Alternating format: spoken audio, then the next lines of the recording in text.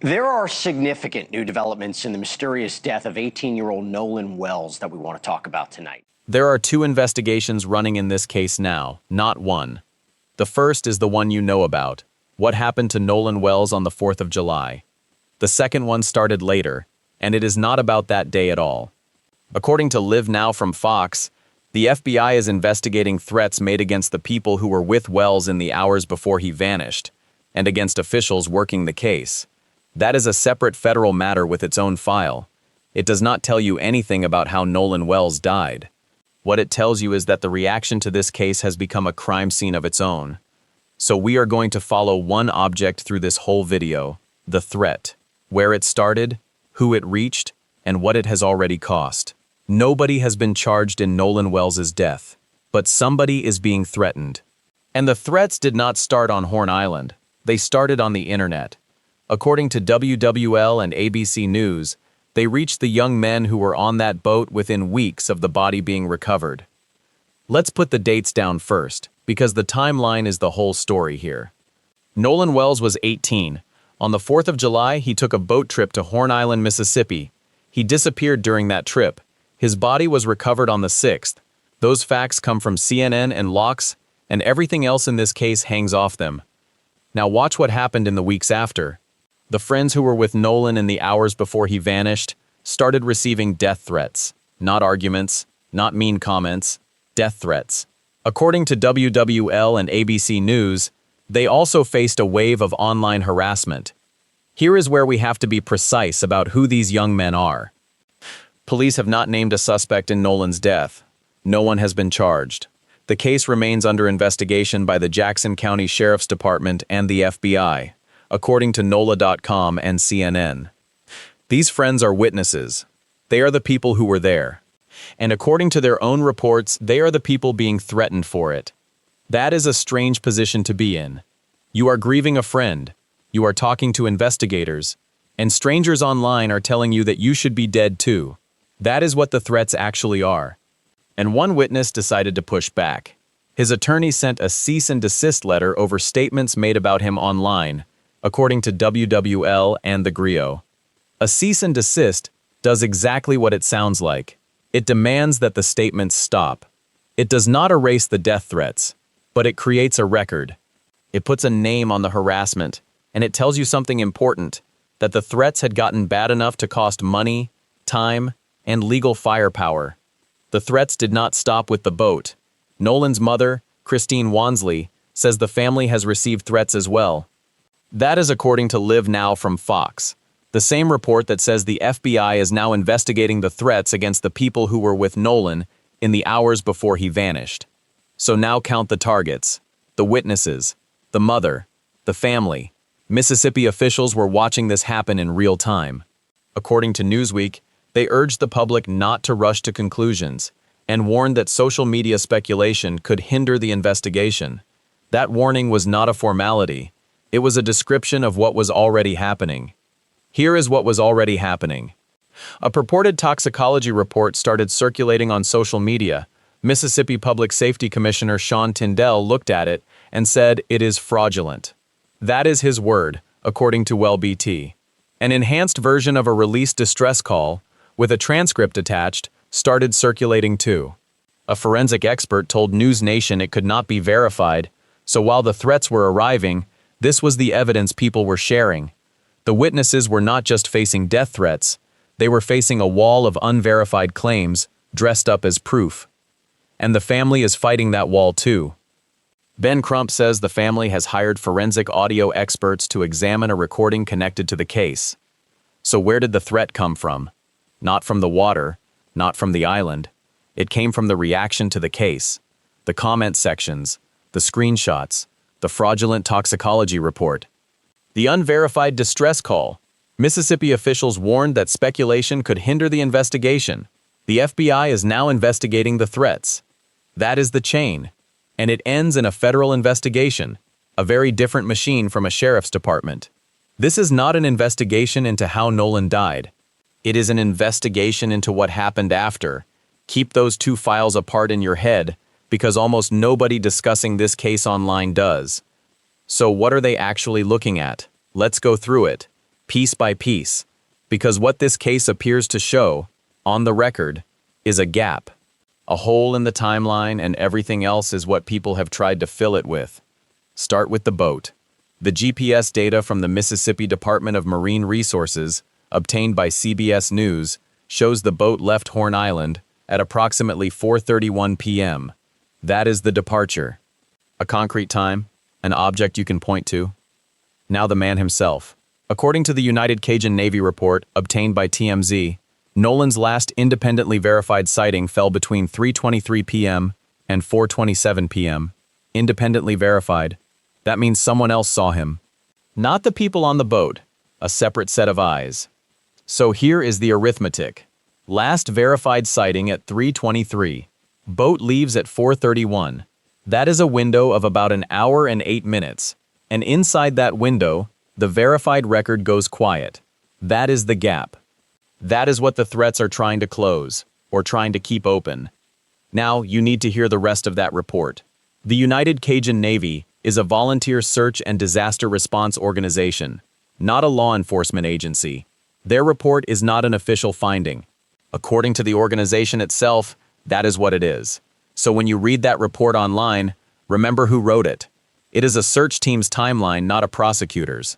And here is where the record gets even thinner. The official Mississippi State autopsy was completed by 31 July 2026. According to WellBT, its results have not been made public and are going to a grand jury. That means the state's own medical examiner has not released a cause of death. The grand jury will see it first. That is the official channel. But there is a second channel. The family commissioned an independent autopsy. According to ABC News and CNN, that independent autopsy returned a cause and manner of death of undetermined pending investigation. Undetermined, pending. Those are two words that do a lot of work. The independent pathologist could not determine a cause. The official autopsy is sealed, so right now, on the record, we have no cause of death, we have a gap in the timeline, and we have a federal investigation into threats. Now add the audio. The family has hired forensic audio experts to examine a recording connected to the case. That is according to Ben Crump, speaking to TMZ. Note what has not been said. Nobody has confirmed publicly whether that is the same file as the enhanced distress call circulating online, the one a forensic expert told News Nation could not be verified. Two audio threads exist in the reporting. Whether they are one thread has not been established, and it matters, because almost every claim being made online quietly assumes they are. Here is what all of that means for you. We have a verified departure time. We have a verified last sighting. We have an unverified distress call. We have a fraudulent toxicology report. We have an official autopsy sealed, and an independent autopsy that says undetermined. That is the complete official record as of now. Every threat, every screenshot, every comment, every accusation, it is all built on top of that record. And the record stops at 4:27 p.m. So when you see someone online claim they know what happened to Nolan Wells, when you see a toxicology report that Commissioner Tyndall says is fraudulent, or a distress call that a forensic expert says cannot be verified, ask yourself one question. Are they reading the record, or are they filling the gap? The FBI is investigating the threats. The grand jury will see the autopsy. The family's experts are listening to the audio. But none of that tells you what happened in that hour and 8 minutes on Horn Island. That is what everyone is fighting over, and the only people who were there are the ones receiving the death threats. So what did they actually see? That is the next question. And the record, the part we can verify, is about to get very specific about the trip itself. Let's be precise about what we can and cannot verify, because the gap is where this whole case lives, and it is smaller than you think. The United Cajun Navy report, obtained by TMZ and published on 3 August 2026, is not an official finding. The organization itself says that. It is a volunteer search and rescue group, not law enforcement. But the report contains one detail that matters more than any other. Nolan Wells' last independently verified sighting fell between 3:23 p.m. and 4:27 p.m. that day. According to the report, that is the window. Not a minute before, not a minute after. Now, the GPS data. CBS News obtained records from the Mississippi Department of Marine Resources. That data shows the boat left Horn Island at approximately 4:31 p.m. Let's put those two facts side by side.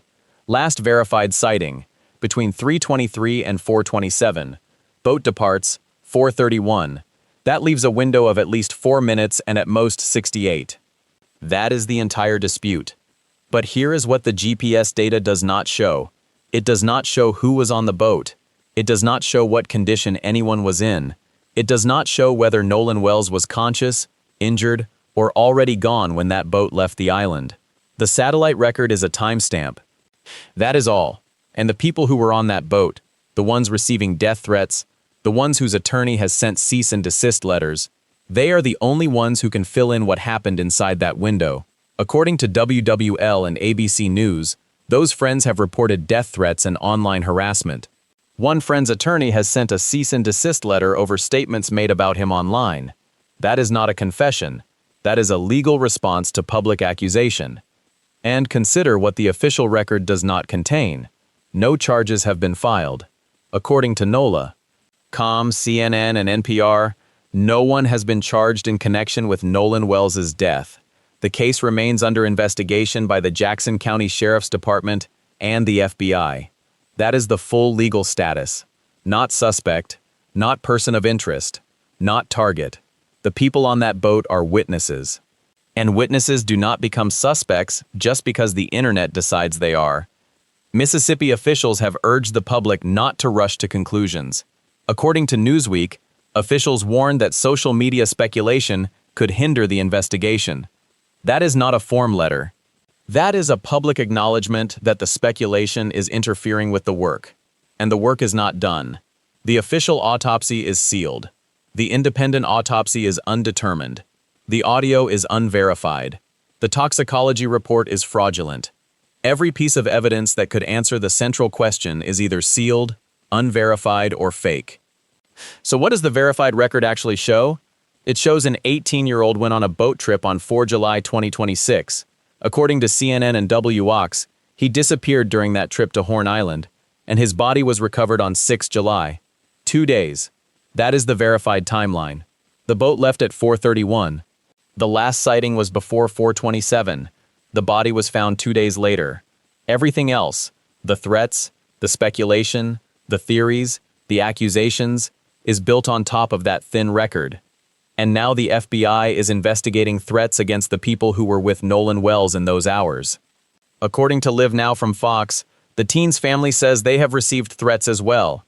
So the people who actually know what happened are being silenced by the very public that wants to know. That is the cruel arithmetic of this case. The more the speculation grows, the less the witnesses can safely say. We have a grand jury waiting on an autopsy. We have forensic audio experts listening to a recording. We have the FBI looking into threats. But none of that answers the question everyone is actually asking. What happened in that hour and 8 minutes? The GPS shows the departure. The report shows the last sighting. The gap between them is where Nolan Wells' story ends, and where everyone else's begins. So here is what we have to sit with. The record is not silent. It is specific. It is just incomplete. And the only people who can complete it are the same people being threatened into silence. That is what the record does not show. That is what the threats are designed to prevent. And that is why the next question is not about the timeline at all. It is about what the witnesses have actually said, and what they have stopped saying. There are two competing readings of this case. You have probably already started choosing between them, likely before the body was even recovered. That is exactly what this case demands you not do. The first reading says, this was an accident. An 18-year-old on a boat trip. A remote island. Heat, water, exhaustion. According to the GPS data from the Mississippi Department of Marine Resources, obtained by CBS News, the boat left Horn Island at approximately 4:31 p.m. The United Cajun Navy report, obtained by TMZ on 3 August, places his last independently verified sighting between 3:23 and 4:27. That is approximately an hour and 4 minutes unaccounted for. An hour and 4 minutes. In that reading, that gap is where a tragedy simply happened. The second reading says something else happened in that gap. and that reading is being fed by the family's attorney, Ben Crump. According to TMZ, Crump said the family has hired forensic audio experts to examine a recording connected to the case. According to ABC News and CNN, an independent autopsy commissioned by the family returned a cause and manner of death of undetermined pending investigation. That is not a finding, but it is also not a clean accident. Undetermined is not the same as drowning. It is the medical equivalent of saying, "We cannot close this." The people who were there, according to WWL, TheGrio, and ABC News, reported death threats and online harassment, and one of their attorneys sent a cease-and-desist letter over statements made about him online. That is the documented position they are in, witnesses in an open case who are being threatened over it. And here is the trap this case sets, so let us name it out loud rather than fall into it. When someone stops talking publicly, an audience tends to read that as an admission. It is not. People go quiet on legal advice. People go quiet because strangers are threatening them. Neither one is evidence of anything, and treating it as evidence is exactly how an uncharged witness ends up convicted by a comment section. But let's hold the second reading to the same standard. The family's allies have not named a suspect. No one has been charged. According to NOLA.com, CNN, and NPR, the case remains under investigation by the Jackson County Sheriff's Department and the FBI. If you were on that boat and you knew what happened, and the version you told did not match the physical evidence, you would have a motive to push the story in a particular direction. That is not an accusation. That is a reason why the record matters more than the narratives. And the record is being actively polluted. Mississippi Public Safety Commissioner Sean Tindell, according to the Mississippi Department of Public Safety via 1LBT, warned that a purported toxicology report circulating on social media is fraudulent. Fraudulent. Not incomplete, not preliminary. Fraudulent. Someone fabricated official medical evidence and put it online. According to TMZ and News Nation, an enhanced version of a released distress call, with a transcript attached, circulated widely and could not be verified by a forensic expert. So we have fake toxicology, unverifiable audio, and a sealed autopsy. That is the battlefield on which these two readings fight. Now, one more thing. The second reading needs a villain. The witnesses are the obvious candidates. But here is what that requires. You must believe they coordinated a story, stayed silent under threat, and let the public smear them rather than produce a single inconsistency. That is possible. It is not impossible, but it is a claim, and claims require evidence. The first reading needs the witnesses to be telling the truth. That requires you to accept that a group of teenagers went through something horrific, reported it, and now cannot speak because their names are being dragged through every platform on earth. That is also possible. Also not impossible. Here is what is actually verified. Nolan Wells is dead. That is the only fact that cannot be disputed. And according to WellBT, the official Mississippi State autopsy was completed by 31 July 2026. Its results have not been made public. They are going to a grand jury. A grand jury reviews evidence in secret. It decides whether there is enough to indict. That means the state is not ready to close this as an accident, and it is not ready to charge anyone. It is holding the middle, and the middle is where we have been since 6 July. The last sighting was between 3:23 and 4:27. The boat left at 4:31. The body was found 2 days later, and the people who were in that gap are watching the FBI open an investigation into the threats against them. The state is treating this as something that requires secrecy. The family is treating it as something that requires answers. The public is treating it as something that requires a suspect. One of those is not like the others. So which reading is right? That is not the question anymore. The question is, which reading the FBI is pursuing? Because the threats against the witnesses are not just harassment. They are obstruction, an attempt to keep those men quiet. And the FBI does not investigate a case to satisfy the public. It investigates to build a file. That file now includes the threats. That file now includes the fraudulent toxicology report. That file now includes the unverifiable audio, and that file is going to a grand jury with the autopsy that no one has seen. The witnesses are not the only ones being watched anymore. The people threatening them are now part of the investigation too. And that is where this stops being about what happened on the boat. That is where it becomes about what happens next. So what would actually settle it? You might think it's the state autopsy. According to WellBT, that autopsy was completed by 31 July, and its results are going to a grand jury. So we won't see it until they decide. And even then, a report is one doctor's reading of a body. It can be challenged. It already has been. The independent autopsy commissioned by the family came back, as ABC News and CNN reported, with a cause and manner of death of undetermined pending investigation. That didn't settle anything. It just gave both sides a phrase to repeat. Maybe the GPS data settles it. CBS News obtained records from the Mississippi Department of Marine Resources showing the boat left Horn Island at approximately 4:31 p.m. Hard fact. But it only marks the exit. The gap is before that. The last independently verified sighting, according to the United Cajun Navy report via TMZ, fell between 3:23 and 4:27. That's over an hour. And the United Cajun Navy is not a law enforcement agency. Its report is not an official finding. So even the timeline is a volunteer's reconstruction. What about the audio? An enhanced version of a distress call, with a transcript attached, circulated widely, but a forensic expert told News Nation it could not be verified. Meanwhile, Ben Crump told TMZ the family has hired forensic audio experts to examine a recording connected to the case. 2 sets of experts, same sound, and neither has released a finding you can hold. And the one document that actually made news was a fake. Mississippi Public Safety Commissioner Sean Tindell warned that a purported toxicology report circulating on social media is fraudulent. Mississippi officials have also urged the public not to rush to conclusions, warning that speculation could hinder the investigation, according to Newsweek. Officials had to step in and say, "That piece of paper is not real." That should tell you how desperate this moment is. The public wants a document so badly that someone created one. Here's the thing, though. No document settles this. Not the autopsy, not the GPS, not the audio. Because the central fact is not a piece of paper. It's a gap.